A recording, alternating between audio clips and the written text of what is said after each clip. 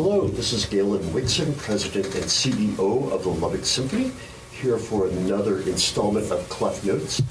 Before we get started, I just want to thank Classical 105.7 for hosting us on this wonderful program that we're able to do every week with the Lubbock Symphony and giving you highlights of our season, our programs, and all of the people involved. And today I have a very special guest. We're so proud to welcome Maestro David Cho, who is the music director and conductor of the Lubbock Symphony. David, welcome. Thank you, Galen, for having me. Of course. We're so thrilled. We've had a tremendous Masterwork season to end our 2024-25 season with the Carmina Burana at Buddy Holly Hall. I would say that might be the largest assemblage of forces on that stage that we have ever seen. You're absolutely right. We had over 300 moving parts, musicians, singers.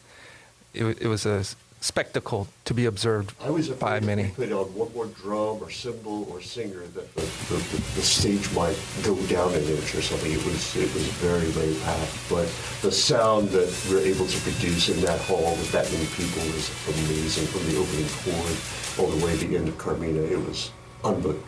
It was a very special concert. It was, and congratulations to everybody involved, our soloists, you, and the orchestra, and of course, that amazing chorus that was assembled. And then we have our second chamber offering of the year on March 14th at the Crickets Theater. This one looks like a lot of fun to me. Can you tell me a little bit about what's on the program? Aaron Copland is an American composer who really depicted the American landscape through his symphonic works. And the first piece of the program is called Appalachian Spring. And we'll be performing the original instrumentation featuring 13 musicians. Yeah, and we'll move on to a Bach Brandenburg Concerto No. 3. He wrote 6 of these, and we'll be featuring the third one.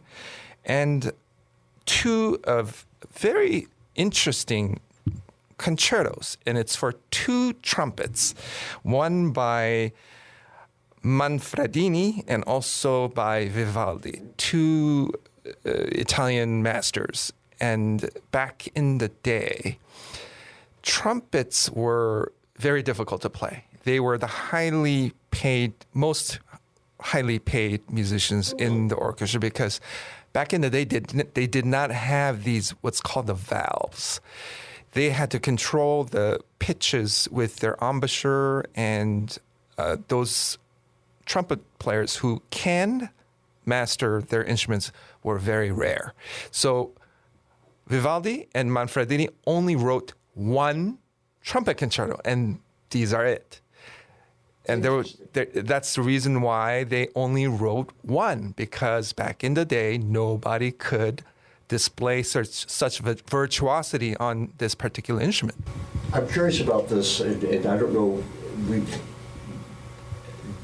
what your expertise is on that. I'm a little vague on it, but I know that the valves help the instrument play in different keys and different accidentals of the note. So if we have an instrument, I would say it's akin to, you would see an RB bugle, right? It has a straight tube, no valves. It can play in 1 key, is that right? Correct. And if you want to be in the key of C major, one player would have to put the C crook.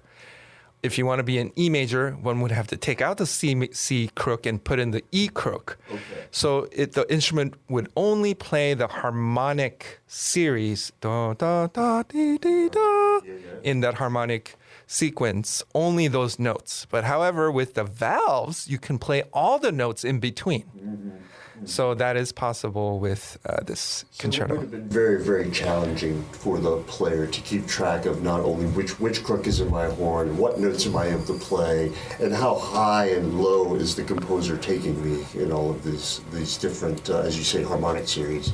That makes it very difficult, very challenging. Yeah. So when both Manfredini and Vivaldi published or announced we have this brand new trumpet concerto, all the community members said, "No way, a trumpet concerto." That's fun. So, I mean, we're going to feature two of them from, this Italian master's oeuvre. So we're very excited. There's one more piece on there. It's Concerto Grosso by Handel. When we hear the word Concerto Grosso, I think it's a little misleading. We're thinking there's going to be a soloist out there in front. That's not the case, necessarily in Concerto Grosso. It means that the orchestra's playing at large, right? Yes, and back in the Baroque era, that was the style.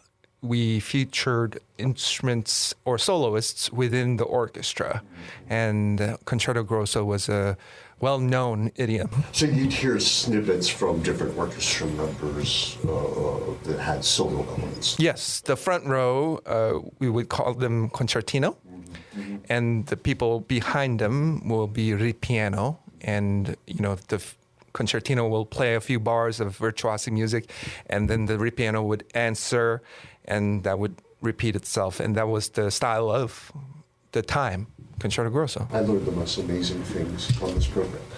This will be chamber music, our spring chamber offering, March 14th, 2026 at the Cricket Theater. So please join us for that. Masterworks 4 will be on April 4th, 2026. Very exciting. Tell us about this one. Well, 3 or 4 years ago, we did this March Madness sign-up where the community got to vote on what symphony is their favorite. And they unanimously voted Dvorak Symphony, number 8 and 9. And Dvorak 9 has a special place in the musicians' hearts. It's called From the New World Symphony. And as we approach 250th anniversary of our country, New World, he meant, was America. Dvorak spent some years in New York teaching the new generations of musicians and composers, and he wrote the New World Symphony inspired by the bustling streets of New York City in Manhattan. And we're featuring Florence Price Symphony Number 1, a Black American composer, woman composer from the 1930s, who entered a competition called Wanamaker and won first prize. It caught the attention of, back then, the music director of the Chicago Symphony, Frederick Stock, and he included it in his subscription series. And it was very well received. Like any of the new pieces, it would get performed then and it would kind of lose its place. Luckily, in the early 2010s, somebody rediscovered the music of Florence Price. And I think it's catching on. It took about a decade to get major orchestras in America to perform her works, and we're so excited to play her Symphony Number 1. Very unusual for us Yeah. to be able to hear that. And then we'll have the Stokowski arrangement of the Bach Toccata and Fugue in G minor, D minor, I can never remember. I think D minor, yeah. Yeah, and so it's why this was famous. There's a great film of this recording that took place during recording of the movie Fantasia, right? And so Fantasia features this toccata and fugue with the orchestra. Notoriously difficult, I think, but maybe I'm wrong. Is it super easy? Maybe I'm wrong. It sounds hard. Sounds hard, but I think it's a lot of fun to play. Yeah. Stokowski had this, well, Stokowski was an organist Okay. by training, and he is hugely responsible for instilling what we refer to as the Philadelphia orchestra sound. Yeah. He wrote the toccata and fugue for the Philadelphia Orchestra, and he drew out from the Philadelphia Orchestra this huge sostenuto organ sound, and that we refer to it as the Philadelphia sound. And this particular arrangement has become very famous because not only because of its virtuosity, but I think just the sheer size of the orchestra. It has 6 horns and quadruple winds. And another interesting aspect of this concert is that we'll be performing this program with the Lubbock Youth Orchestras. And we call it the side-by-side orchestra, where the Lubbock Symphony musicians would mentor our youth orchestra members, and they will bring light to this program. And I will say that the Lubbock Youth Orchestra members are outstanding musicians in their own right, and we're really happy to have them share the stage with us. I think it's a great way to showcase our partnership with that organization. We merged with them now about 3 years ago, and we're just so proud of the progress that we're making with the youth orchestras, and so happy to have them on stage to play these works, sharing the stage with the Lubbock Symphony. So again, that concert will be on April 4th, 2026. And then we're ready to wrap up the Masterworks season once again. May 23rd, 2026 will be Masterworks 5, and this will be a celebration of America's 250th birthday. And so with the myriad of choices that we could have put on that program, what do we have? We have American composers from different eras. We're starting off with 20th century American composer Morton Gould and his American Salute. Yeah, and Charles Ives' tune called Variations in America, arranged by Robert Schumann. And Scott Joplin, the entertainer, along with George Gershwin's An American in Paris. And you will, the centerpiece of this program is Tchaikovsky's 1812 Overture. We will probably not have real cannons in the piece. We're on a solution. Yeah. This is inside the Buddy Holly Hall, so cannons inside the hall potentially would create a lot of smoke and maybe even damage something, and we don't want to do that.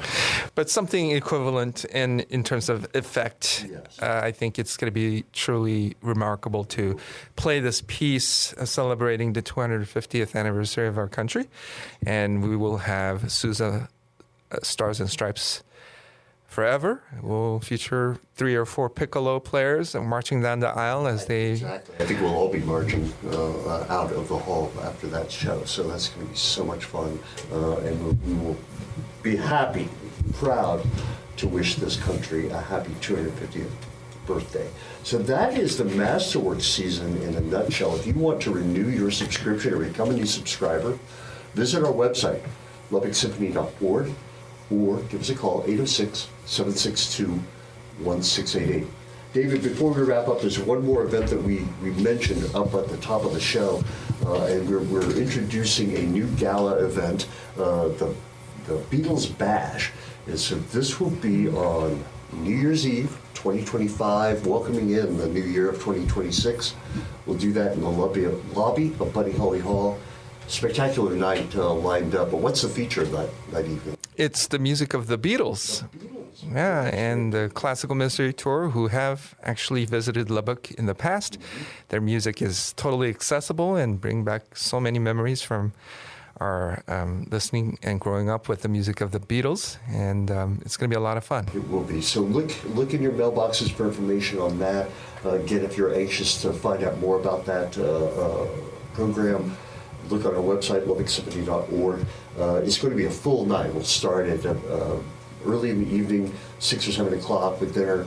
We'll have the youth orchestra will make an appearance, our classical mystery tour, and then out in the lobby we've got some surprises after that to welcome in the new year. I think people will just love celebrating with us on December 31st of 2025. So please look out for that. I want to wrap up with this program today by thanking David. Thank you for joining me today and talking with us about the new 25-26 season. We have one more concert in the 2024-25 season to look for, and that is on June 7th with The Concert, a tribute to ABBA. And we'll do that in Buddy Holly Hall starting at 7:30. Last time, to get tickets, visit the website, LubbockSymphony.org, or call us 806-762-1688. I'm Galen Wixson with David Shell. Thank you so much. Thank you.